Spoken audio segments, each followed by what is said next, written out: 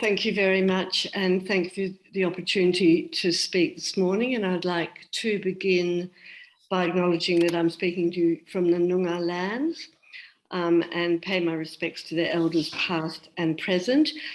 Just very briefly, I'm a lawyer. I've worked as a lawyer for many years. I've also been a member of the West Australian State Parliament as a politician, and have had decades of work now to do with issues to do with women and children, but in recent years more focused on children's rights and the systemic bias and discrimination that is honeycombed through law and policy and impacts on children, something that I don't think that gets the attention or understanding that's required to help move issues that affect children.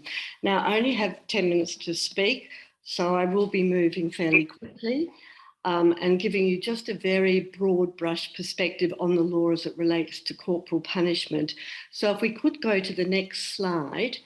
Thank you. Can I just jump in there and ask if someone is joined by mobile phone, if they could just go on mute, just as a little bit of background noise. Sorry, thanks, Linda.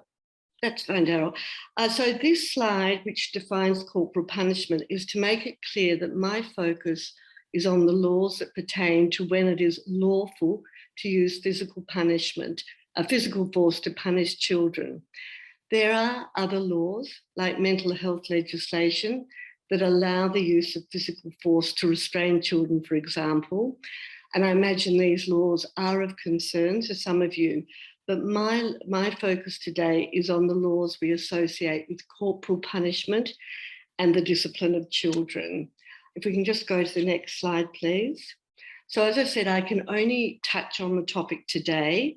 That's why I've included this slide with the QR codes to 2 papers that you can use to get more detailed information about the laws in each state and territory. And I'm also very happy to speak one-on-one to anyone who would like to.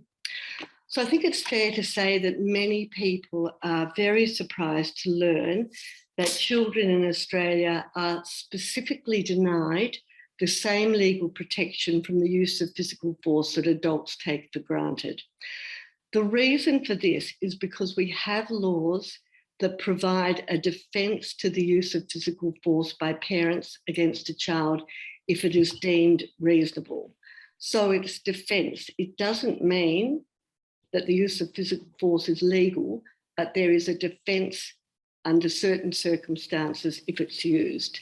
And this defence is found in various criminal codes across the country, or in the case of Victoria and the ACT and the common law. And what the common law is, decision by judges which can act as binding precedents. So what's up in front of you now is one example from a criminal code. It's section 257 of the WA Criminal Code. As it says, it's lawful for a parent or person in the place of a parent, a schoolmaster, to use by way of correction towards a child or pupil under his care such force as is reasonable under the circumstances. So these provisions are very similar in other states. So you'll notice it uses the word correction. Some other states use the word chastisement. These words reflect the fact that we're talking about laws that come from literally another place in time, over 100 years ago in most cases, and reflecting the attitudes of centuries ago when the use of physical force or violence to discipline wives and children was accepted by the church, the state, and society, often without question. You may have noticed in section 257 that it refers to a schoolmaster.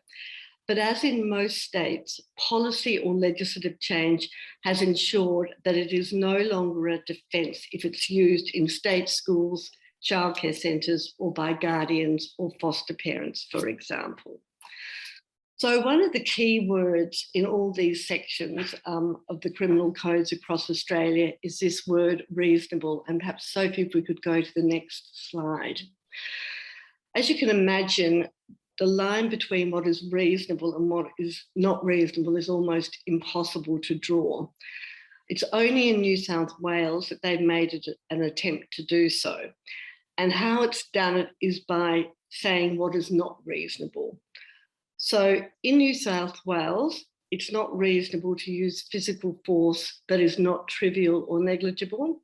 It's not reasonable to use physical force applied to a child's head or neck, or any other part of the body that results in bruising, marking, or other injury lasting longer than a short period.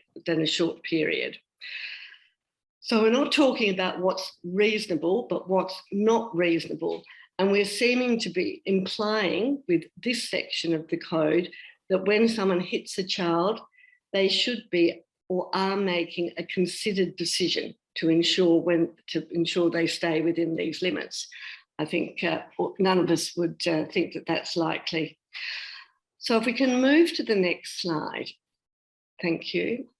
And I'll just talk a little bit about some of the points Sophie made earlier about the comparison with adults. I think it's important to remember that the laws in every state and in the common law that provide the defence to the use of physical force against children are strikingly different to the legal framework that governs the use of physical force between adults. For a start, we wouldn't call it physical force, we'd call it assault. I think most adults know that striking, touching, applying force, however light, without another person's consent, is unacceptable and unlawful. If there's any lawyers listening in too, you will probably recall being taught at law school, as I was, that even an unwanted kiss can be an assault. Between adults too, assault charges can arise even from an attempt or a threat where the offender has or appears to have the ability to carry out that assault. And I think it's very notable that while we're struggling to get governments to even consider repealing these sections of the criminal codes, at the same time, many are considering enacting new coercive control laws that will target the harm caused by patterns of behaviour that punish, frighten, threaten, or intimidate another person. So when we look at the Convention on the Rights of the Child and those two articles in particular, there is clearly on any reading, particularly a literal reading of the Convention, a contradiction between what we're saying in the Convention and the acceptance and the defences that exist in the criminal code for the use of physical force against children. It's why, of course, the Committee on the Rights of the Child and others have repeatedly called for the repeal of these sections of the law and for governments to explicitly prohibit corporal punishment in law in all settings.